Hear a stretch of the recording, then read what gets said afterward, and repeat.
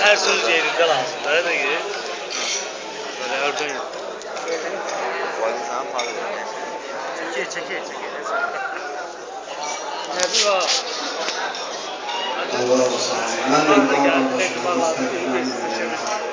Allah herkese layık olduğu arzusuna çatdırsın. İnşallah bu günlərin fərqli bir üsulda çıxışmaq istəyir. Herkes tarih, məhdah, herkes məhdahları bacarır. Amma tənqidi satmış şeylər deyəndə fərakəndələr anlaşılır. Qırbaşı tənqidə. Biraz yaddaşda problem olmayın inşallah.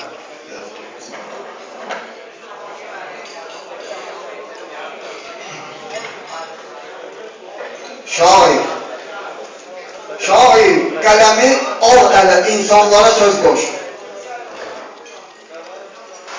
Şair, qələmi al ələ, insanlara söz qoş.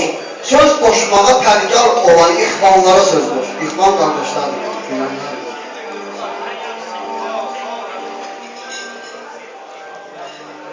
Can ağzı çıxır, xaliqə ac cismin içində, sən piyli bədəndə əcilən canlara söz qoş.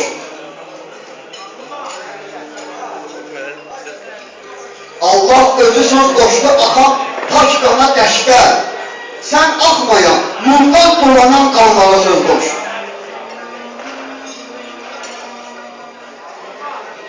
Avropada tərsa əməlin etdi nümayiş, tərsa xristiyandır.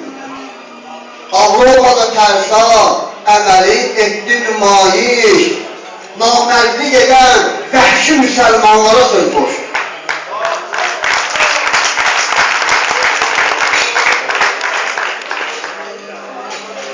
Şeytan əmirə tabidir, çıxmaz kənar ondan. Bir pərdəsi altındakı şeytanlara söz qoş.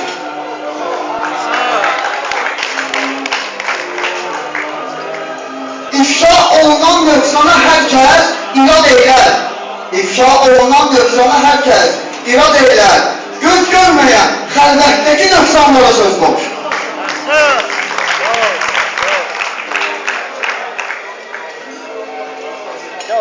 Heyvanlar əhəlləşdi, bir açdı, adam oldu. İnsanlığı əldən verən heyvanlara söz qoş.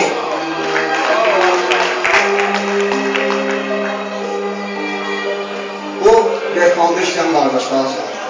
Hər çirki aparmaq üsulundan daşınıb sən, çirkdən qaralıb iylənən iştahlara söz qoş.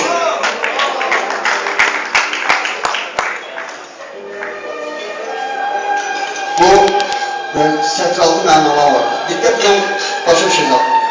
Bizlər qazanır mənfəəti öz başı ilə, bizlər qazanır mənfəəti öz başı ilə, başdan çıxıb başsızlara, qurbanlara söz qoş. Başdan çıxan başsızlara, qurbanlara söz qoş. Kimlərin küçük güzarına getdi. Quyruq bulamaqdan tükünü köşdü, quyruq. Quyruq bulamaqdan tükünü, köşmədə quyruq, istik soba üstündəki məstanlara söz qoş.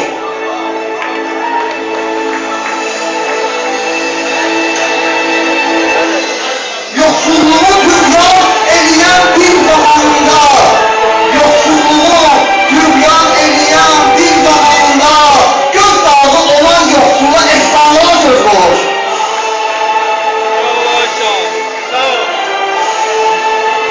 Məscid qapısı hər gələn üçün açıq olmuş. Məscid qapısı hər gələn üçün açıq olmuş. Sən əldə düzəlmə, ucuz imanlara söz qoş.